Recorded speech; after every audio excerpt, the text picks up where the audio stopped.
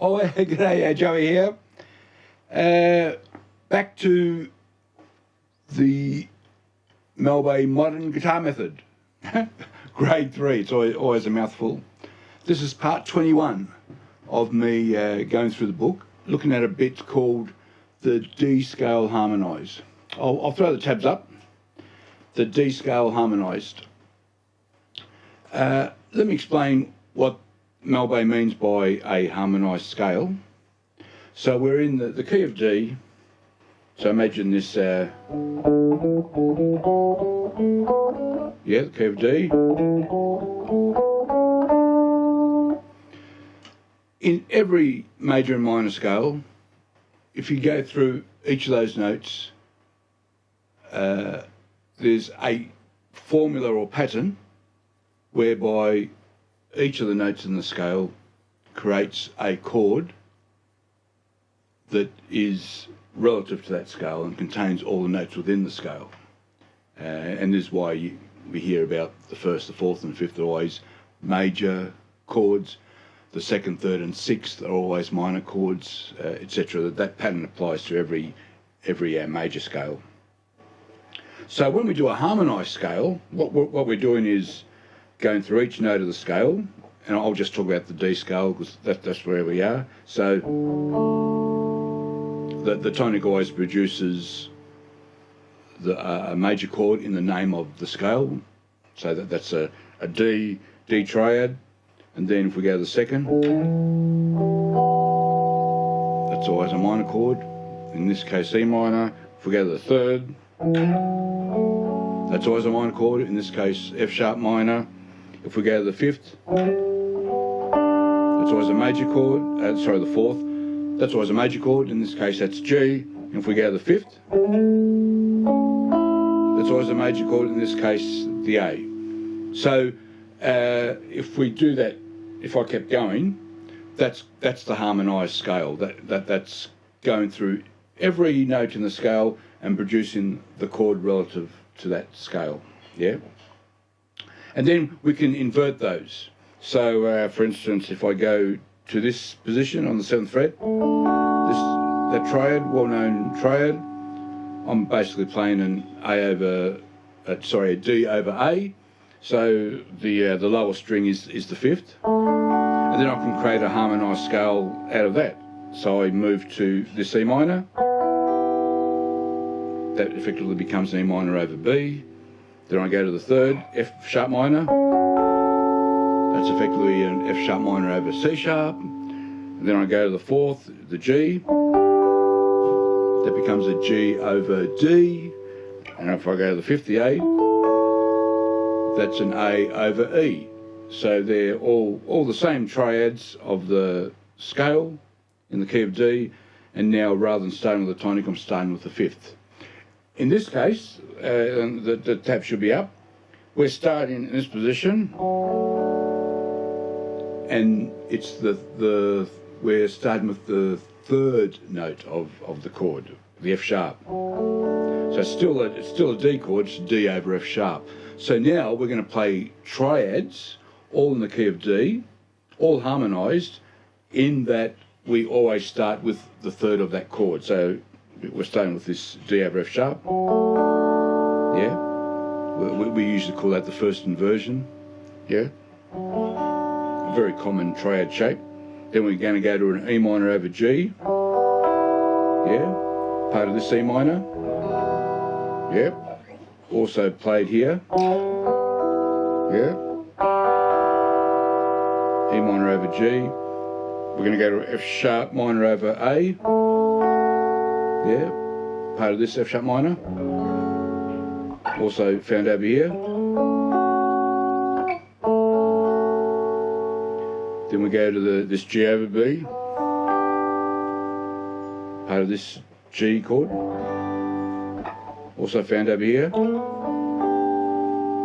G over B, yeah, it's the G triad played over the B note. Also, that's the same shape as we started with. Yeah.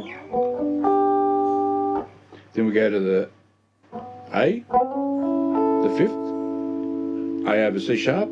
part of this A chord. Also found here. Same shape as the previous one. Our major chords will have that shape, all three of them. Now here, Melba does something different. Normally, we would go to this B minor, because the 6 is always a minor chord. That's part of this B minor. But what Melba does, I can't explain why, but I'm just following the book. He asks us to do this. So he asks us to do this fingering. Yeah, so we're always keeping our second finger on this G string. We're putting our third finger on the B note, and then we've got to use our pinky to hit that G note. So I'll do that again. It's nice practice. Nice practice to do that, actually. It's always nice to practice these things. So he's effectively creating another G triad. Once again, I don't know why he's choosing to do that rather than the B minor.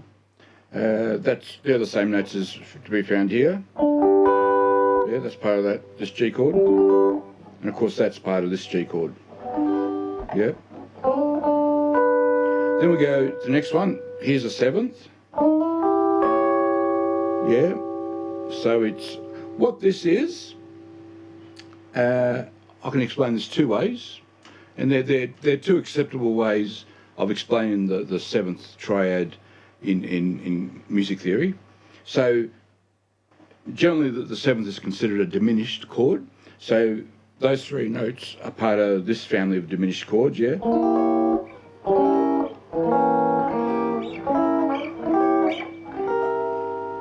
Yeah. But you could also view that as being part of an A7. They're the same notes as an A7, yeah? This A7. Same as here, this position. Part of this A7. So the 7th is considered a diminished chord, but the triad you create from that 7th note are also the notes of the 7th, the dominant 7th, i.e. the 7th of the 5th note of the key, which in this case is A. So they're the identical notes. And that's why often you'll find a lot of commonality.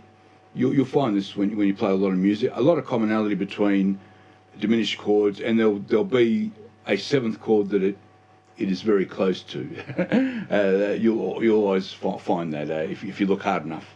Okay, so we're up to here, and then finally we come up here, which is ends with a D, D over F sharp.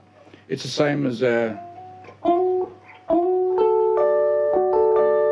position, which is an octave higher than where we started. And then we work in the exercise, we work backwards.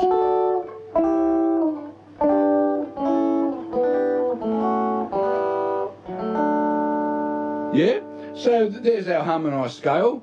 Let's now, they're all half notes, 2 beats. So let's play through this slowly, as shown on the tab, now that we've gone through the triads, and I've sort of explained what each one is, okay? 3, 4.